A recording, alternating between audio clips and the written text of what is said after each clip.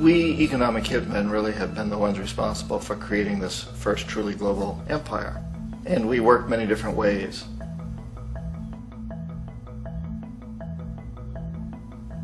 But perhaps the most common is that we will identify a country that has resources our corporations covet, like oil, and then arrange a huge loan to that country from the World Bank or one of its sister organizations. But the money never actually goes to the country. Instead, it goes to our big corporations to build infrastructure projects in that country, power plants, industrial parks, ports, things that benefit a few rich people in that country, in addition to our corporations, but really don't help the majority of the people at all. However, those people, the whole country, is left holding a huge debt. It's such a big debt they can't repay it, and that's part of the plan, that they can't repay it.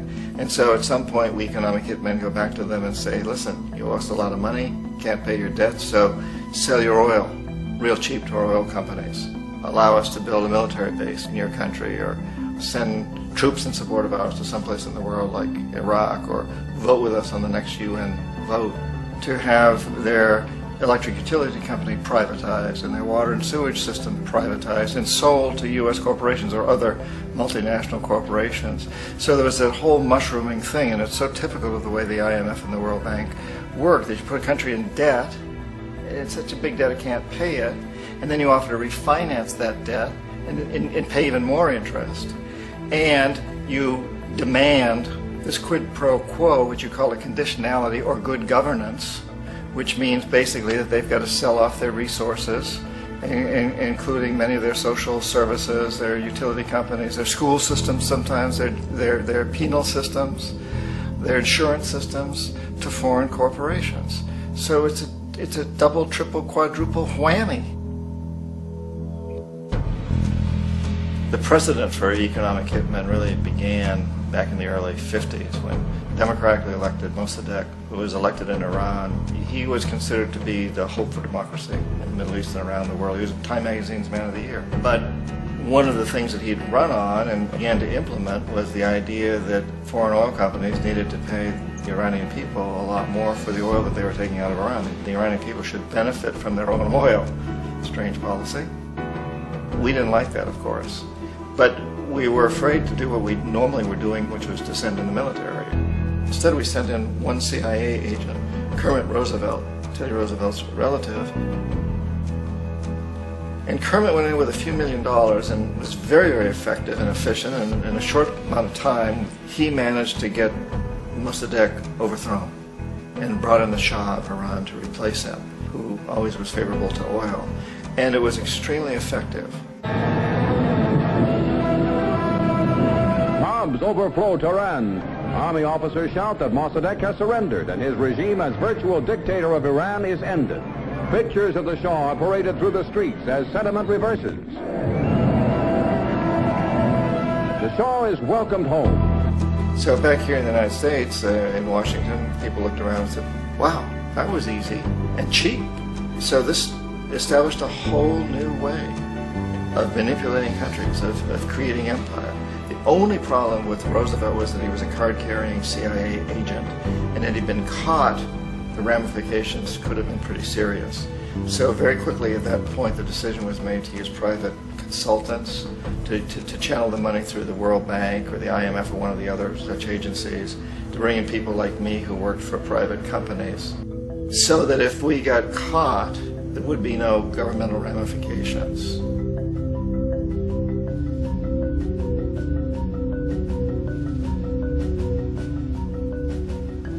When Arbenz became president of Guatemala, the country was very much under the thumbs of United Fruit Company, the big international corporations. And Arbenz ran on this ticket that says, you know, we want to get the land back to the people. And once he took power, he was implementing policies that would do exactly that, give the land rights back to the people. United Fruit didn't like that very much. And so they hired a public relations firm, launched a huge campaign in the United States to convince the United States people, the citizens of the United States, and the press of the United States, and the Congress of the United States, that Arbenz was a Soviet puppet, and that if we allowed him to stay in power, the Soviets would have a foothold in this hemisphere. And that, at that point in time, was a huge fear on everybody's mind, the Red Terror, the Communist Terror. And so, to make a long story short, Out of this public relations campaign came a commitment on the part of the CIA and the military to take this man out. And in fact we did. We sent in planes, we sent in soldiers, we sent in jackals, we sent everything in to take him out, and did take him out. And as soon as he was removed from office, the new guy that took over after him basically reinstated everything to the big international corporations, including United Fruit.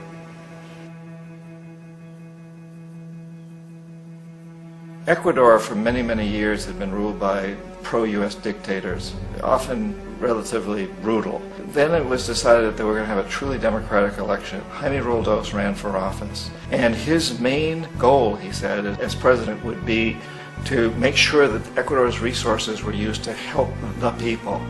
And he won, overwhelming, by more votes than anybody had ever won anything in Ecuador.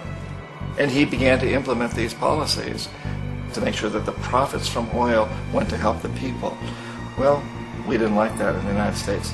I was sent down as one of several economic hitmen to change Roldos, to corrupt him, to bring him around, to let him know, okay, you can get very rich, you and your family, if you play our game, but if you continue to try to keep these policies you've promised, you're going to go. He wouldn't listen. He was assassinated. As soon as the plane crashed, the whole area was cordoned off. The only people allowed in were U.S. military from a nearby base and some of the Ecuadorian military. When an investigation was launched, two of the key witnesses died in car accidents before they had a chance to testify. A lot of very, very strange things that went on around the assassination of Jaime Roldos. I, like most people who've really looked at this case, have absolutely no doubt that it was an assassination. And of course, in my position as an economic hitman, I was always expecting something to happen to Jaime, whether it be a coup or assassination, I wasn't sure, but that he would be taken down because he was not being corrupted. He would not allow himself to be corrupted the way we wanted to corrupt him.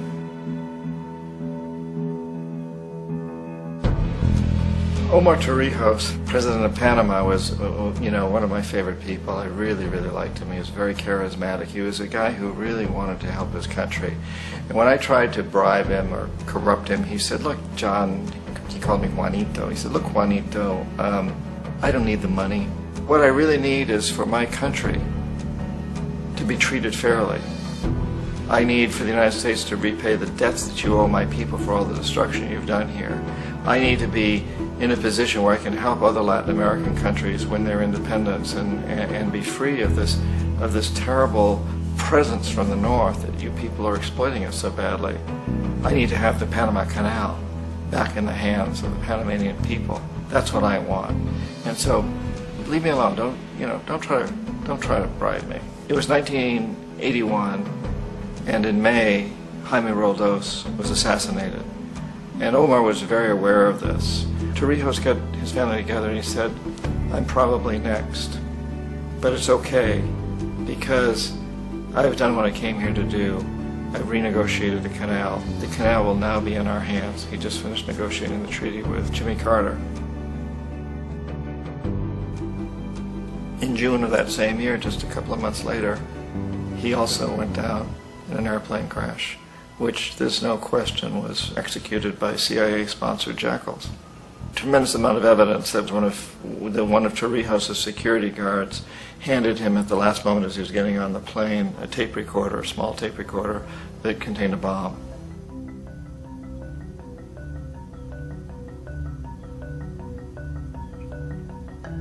It is interesting to me how this system has continued pretty much the same way for years and years and years, except the economic hitmen have got better and better and better. Then we come up with, very recently, what happened in Venezuela. In 1998, Hugo Chavez gets elected president, following a long line of presidents who had been very corrupt and basically destroyed the economy of the country. And Chavez was elected amidst all that. Chavez stood up to the United States, and he's done it primarily demanding that Venezuelan oil be used to help the Venezuelan people. Well, we didn't like that in the United States. So in 2002, a coup was staged, which there's no question in my mind, and most other people's minds, that the CIA was behind that coup.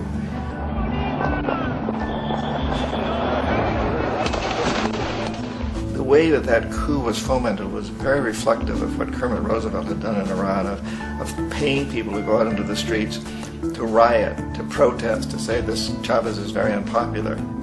You know, if you can get a few thousand people to do that in television, and can make it look like it's the whole country, and things start to mushroom. Except in the case of Chavez, he was smart enough, and the people were so strongly behind him that they overcame it, which was a phenomenal moment in the history of Latin America.